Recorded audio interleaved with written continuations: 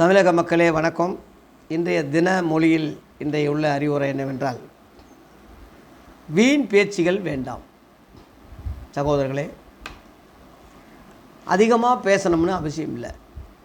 ஏதாவது தேவையா பேசுங்க, அவசியமாக பேசுங்க, முக்கியமாக பேசுங்க.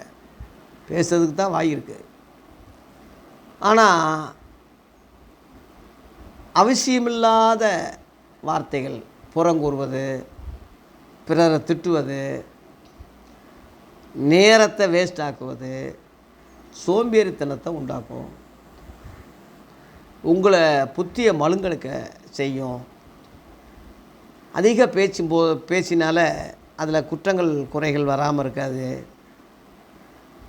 சோறுக்கு கூட காது இருக்கும்.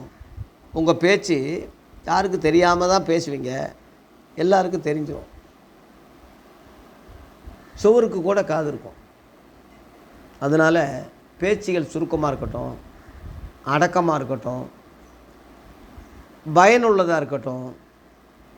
வீண் பேச்சு, வீண் நேரத்தை போக்காதீங்க.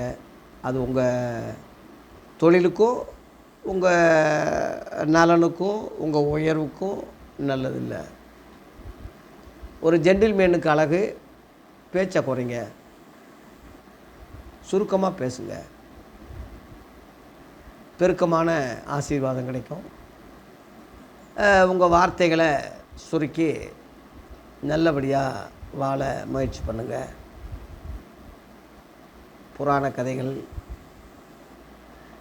வீணான தர்க்கங்கள், அரசியல் பேசுகிறது, இங்கே சில கடைகளில் கூட இங்கே தயவுசெய்து அரசியல் பேசாதீங்கள்னு எழுதி போட்டுப்பாங்க. ஏன்னா அவன் கட்சி அவன் பேசுவான், இவன் கட்சி அவன் பேசுவான், ரெண்டு பேருக்கு சண்டை வந்துடும். அது எதுக்கு மக்களே? ஒரு மாதிரியாக விவாதம் வர்ற மாதிரி இருந்தால் டக்குன்னு விட்டுருங்க, சாதிச்சு சண்டை போட்டுறாதீங்க. ரெண்டு அரசியல் தலைவர்கள் அவங்க ரெண்டு பேரும் சமாதானமாக தான் இருப்பாங்க. இவங்க அடிச்சுக்கிட்டு சேர்த்துக்கிட்டு இருப்பான். இந்த புரிதல் மக்களுக்கு இல்லை. அதனால் அரசியல் சண்டை வேணாம், மத சண்டை வேணாம். கடவுளுக்காக ஏன்டா நம்ம சண்டை போடணும்? கடவுள் நல்லா தானே இருக்கார். ஏன் கடவுளுக்கு நீ வக்காலத்து? கடவுளுக்கு எதுக்கு நீ வக்காலத்து பண்ணணும்? அவர் தான் கடவுளாச்சே. ஒருத்தன் தப்பாக கடவுளை பற்றி பேசுகிறான்னா கடவுள் பார்த்துக்குருவார் அவனை. கடவுளே பொறுமையாக இருக்கும்போது உனக்கு என்ன கோபம் வருது? கடவுளுக்காக சண்டை போடாதீங்க, அரசியலுக்காக சண்டை போடாதீங்க. அல்லது வெட்டி பேச்சு, வீண் பேச்சு, உட்காந்துக்கிட்டு பொழுது போகலான்னு சொல்லி எதையாவது பேசாதீங்க. பயனுள்ளது நல்ல கருத்துக்கள், அறிவுரைகள் பேசுங்க.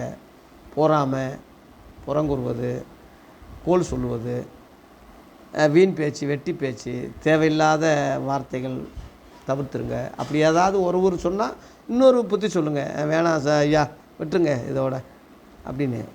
இவர் தப்பு செஞ்சால் அவர் திருத்திட்டா, ரெண்டு பேரும் சரியில்லைன்னா என்ன செய்ய முடியும்? சண்டை தான் வரும்.